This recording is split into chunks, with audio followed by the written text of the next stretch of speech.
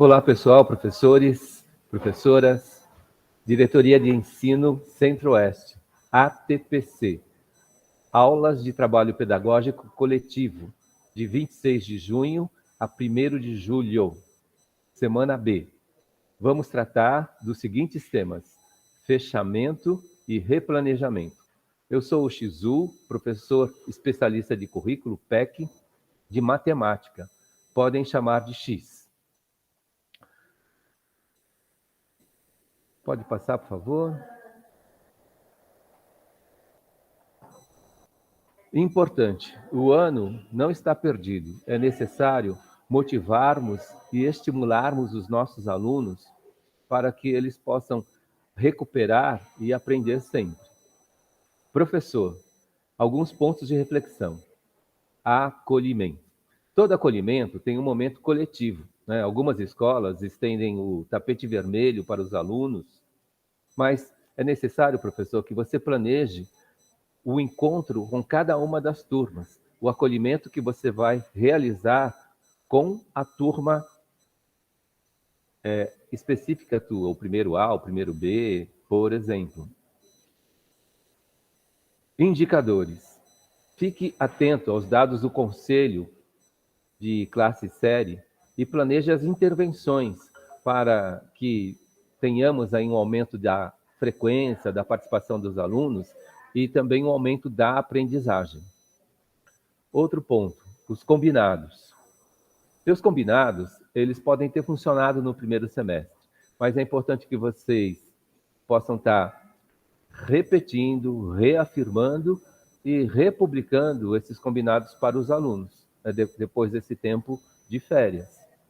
Agora, se algum combinado ele não funcionou, que vocês possam estar repensando, revendo e refazendo esse combinado de forma aperfeiçoada e republicando para o diálogo com os vossos estudantes. Outro ponto, as eletivas. Agora, nesse replanejamento, as eletivas do segundo bimestre elas serão definidas. Então, teremos aí uma lista de eletivas e seus respectivos professores. Então, é importante que você tenha essa lista em mãos para que você possa estar ajudando a divulgação das mesmas, para que você possa estar contribuindo para que os alunos façam as suas escolhas. Um outro ponto seria o projeto de vida. No combate, né, daqueles estudantes que se encontram sem rumo, aqueles que precisam estar reafirmando os seus propósitos, vamos incentivar as suas participações na disciplina de projeto de vida, para que eles possam estar elaborando o seu plano, o seu projeto de vida. E isso vai estar norteando as suas ações para a sua vida escolar. Avaliação. Nós temos muitos pontos para estar abordando com vocês, mas queremos dar destaque a mais esse, né? A avaliação ela é contínua, ela acontece o tempo todo. E existem outras avaliações também. As avaliações externas, a avaliação pontual que você possa estar realizando com os vossos alunos, mas comece a treinar o olhar, né, para perceber aí o rosto, né, a fisionomia dos vossos alunos, para perceber se de repente eles estão com cara de paisagem, com cara de dúvida, e se realmente o processo ele está funcionando. Então é importante que vocês estejam atentos para avaliar o tempo todo. Passa a palavra. Olá, pessoal. Meu nome é Eduardo, eu sou o PEC de História e nós vamos continuar aqui tratando sobre o planejamento e o replanejamento que nós faremos agora nos dias 7 e 8, na semana que vem, na quinta e na sexta-feira. Tudo na nossa sociedade, né, é cada dia mais planejado hoje em dia. Todos os aspectos que nos envolvem, todas as profissões, as pessoas estão planejando cada vez mais para ter resultados melhores, mais precisos. E com a educação não é diferente, por isso que nós fizemos um planejamento lá no início do ano. Agora, nós iremos retomar este documento e analisar o que foi planejado para o primeiro e o segundo bimestre. Este planejamento estava adequado? para a situação que nós encontramos, ele era realista em relação ao nosso aluno? Houve impactos ou surpresas que estavam fora do que foi planejado? Quais são as adequações, as alterações que são necessárias neste plano, em função da realidade que encontramos? A perspectiva que nós tínhamos dos estudantes da escola e de tudo que compõe o contexto da aprendizagem, elas estavam corretas? Aquilo que foi planejado anteriormente, mas nós não realizamos, por que não realizamos? Esse é o momento de tomar uma decisão agora e como alcançaremos os objetivos de aprendizagem que nós estamos propondo neste segundo semestre. Os materiais de suporte que nós pensávamos ao fazer o planejamento, eles estavam de fato disponíveis? O planejamento tem que ser realista, tem que pensar as ações realmente que conseguiremos concretizar. Quais as adaptações são necessárias para darmos conta dos objetivos de aprendizagens que nós temos? Como serão as nossas sequências didáticas neste segundo semestre? Dentro das nossas aprendizagens, dentro das nossas estratégias para o desenvolvimento da aprendizagem, temos que pensar também no acolhimento destes estudantes, conquistar estes estudantes para a nossa escola, para as nossas aulas. Ao pensar no planejamento dos próximos bimestres, precisamos ter presente que ele é formado por objetivos de aprendizagem, atividades e ações organizadas numa sequência lógica e contínua, que pressupõe formas de trabalho, estratégias de ação, objetivos gerais e específicos articulados entre si. Em função disso, também é necessário ter presente que cada unidade de ensino, cada aula específica, se constitui na continuidade dos objetivos de conhecimento e de habilidades que foram traçados anteriormente, que no conjunto visam a concretização do plano de ensino como um todo. Durante todo o planejamento, nós teremos sempre em vista as avaliações que fizemos durante o primeiro semestre, pois elas que nos mostram o que foi aprendido de fato. Como outro lado da moeda, as avaliações também nos mostram se as nossas estratégias de ensino foram boas. Diante destes resultados e informações que você já tem, você considera necessário, ao retomar o contato dos estudantes no segundo semestre, realizar uma nova avaliação diagnóstica? Por fim, pessoal, vale lembrar que não é apenas no momento do replanejamento que podemos e devemos reavaliar o nosso planejamento. Podemos fazer isso a qualquer momento. Como guia, ele não deve ser tão rígido de modo que impeça de realizar modificações e adequações quando necessárias, nem tão flexível que permita que se faça qualquer coisa a qualquer modo.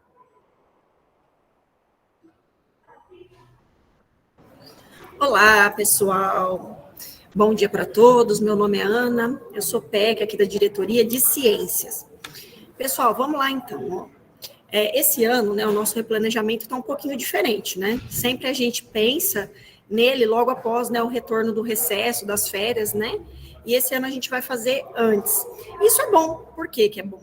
Porque a gente pode parar um período para a gente poder refletir o que aconteceu durante o nosso semestre, né, dentro das nossas escolas e com os nossos alunos.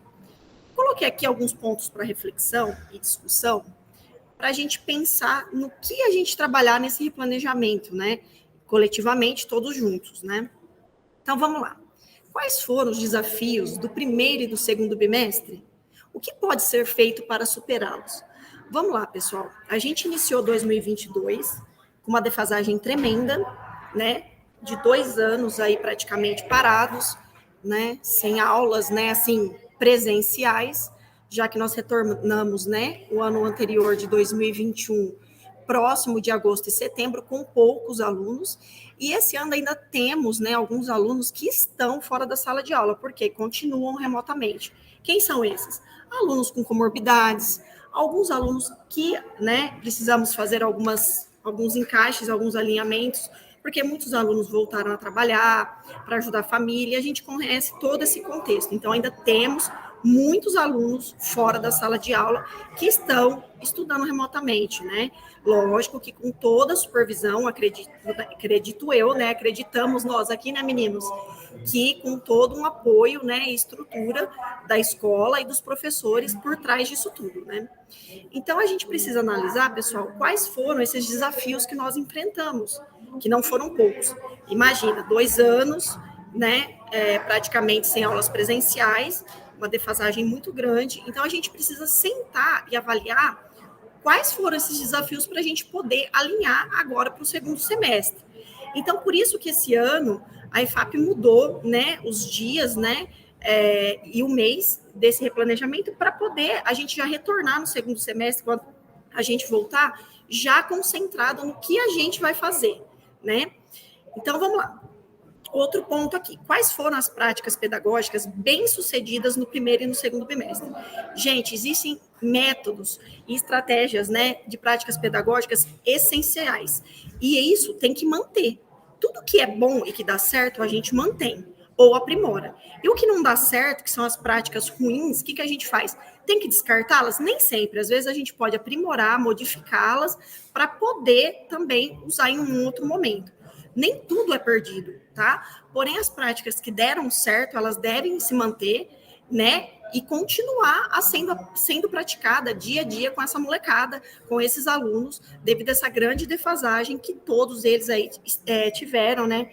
Nesse período de 2 anos que ficaram fora do contexto escolar, certo? Outra aqui, ó. Quais são as estratégias para estimular a participação? Gente, a gente sabe que não é fácil, né? Aí vem todo aquele contexto. Salas superlotadas, muitos alunos, uma quantidade diversificada de alunos. Todos nós sabemos de tudo isso. Porém, nós trabalhamos com o que temos. E o que temos é isso. Então, a gente precisa dar o melhor para que esse aluno saia pelo menos com o básico, com o mínimo que ele precisa saber.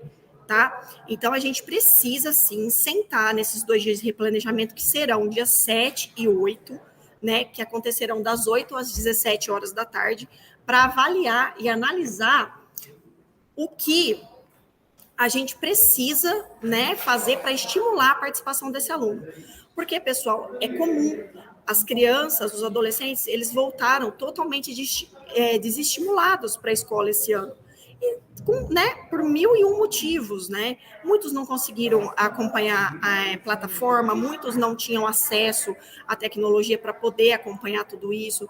Querendo ou não, acontece até agora essa desmotivação, essa falta de estímulo por parte de N motivos. Então, a gente precisa, como educador, como professor, estimular estratégias para a gente resgatar essa participação de cada aluno.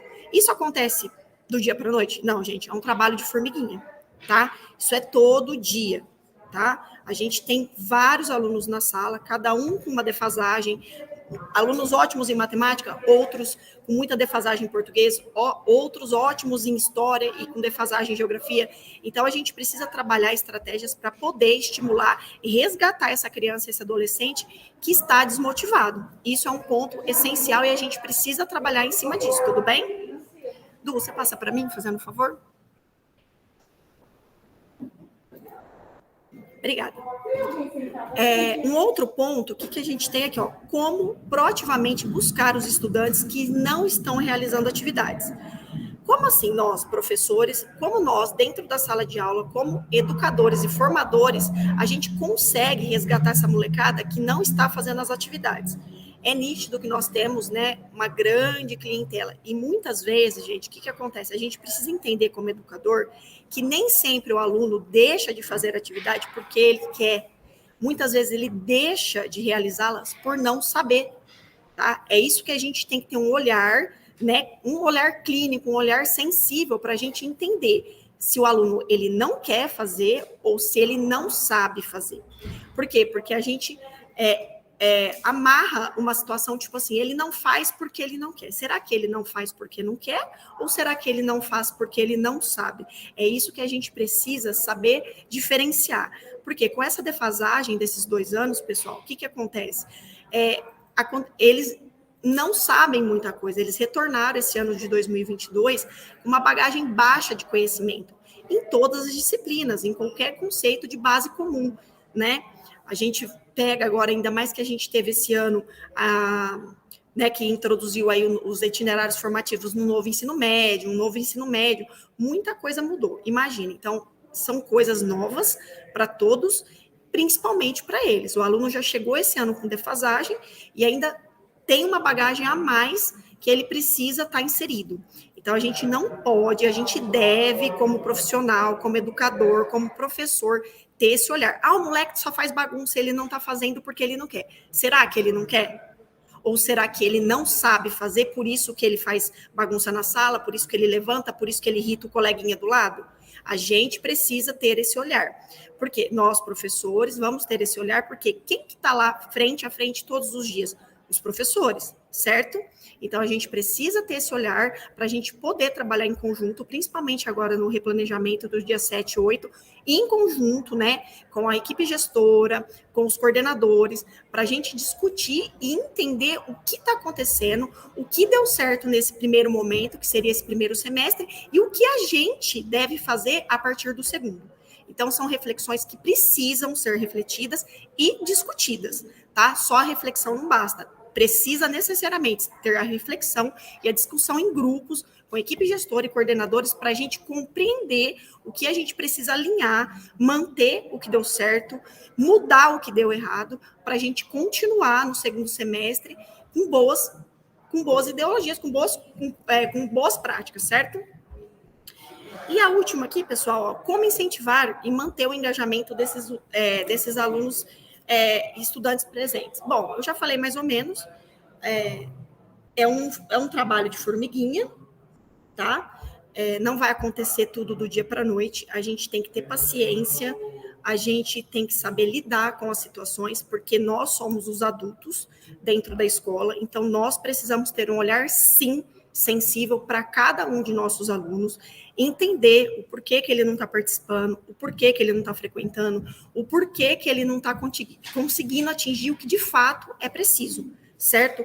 Quando a gente começar a ter esse olhar sensível, né, de começar a observar esse menino na sala de aula, as coisas melhoram gradativamente, pouco a pouco.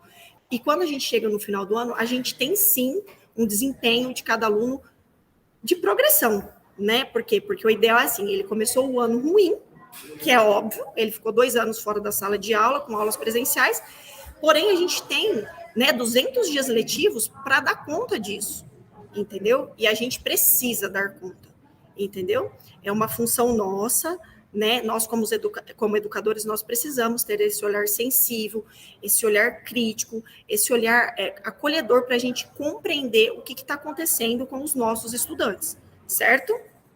Pessoal, ó, só para vocês, o Eduardo já comentou, depois ele vai fazer o encerramento aqui. A gente já comentou que dia 7 e 8 é o replanejamento, porém essa semana do 7 e 8 nós temos na segunda-feira, que é o último dia, né, da semana de estudos intensivos, que ela começa na semana anterior, né, a essa, e finaliza no dia 4. 5 e 6 nós temos o quê? Conselho de classe série e as possíveis reuniões de pais, né, e mestres, e 7 e 8 a gente finaliza o nosso semestre, né, com esse replanejamento, que é o momento de reflexão e de discussão sobre tudo que deu certo e tudo que não deu, para a gente poder trabalhar de uma maneira diferente e mais prática no próximo semestre. Pessoal, vou passar a palavra para o Eduardo. Bem, pessoal, eu queria então encerrar aqui nossa atividade hoje com uma citação do Lucchesi, que sempre pensou o planejamento como uma parte componente do ato pedagógico. Planejar significa clarear o desejo do que se quer obter, como resultado positivo. Sem essa clareza do que se quer, como ponto de chegada, não se chegará a lugar algum. Evidentemente que o desejo clareado necessita de ser acompanhado da definição do conjunto de ações que fará dele uma realidade. Clareado o desejo, traça-se modo, o caminho de como atingi-lo. Essa citação aí eu tirei do blog do Lucchesi, que está disponível aí nesse site, que todos nós podemos entrar. A nossa apresentação fica por aqui, para que a TPC possa continuar na atividade de desdobramento aí na escola. Aproveite este momento para já ir atrás do seu documento de planejamento, bem como de outros documentos que podem ser úteis e também contribuem para o replanejamento, como o plano de ação da escola, conversar com os colegas, em como atingir os objetivos transdisciplinares, enfim, aproveite o momento para já começar a organizar o replanejamento. Muito obrigado pela sua atenção.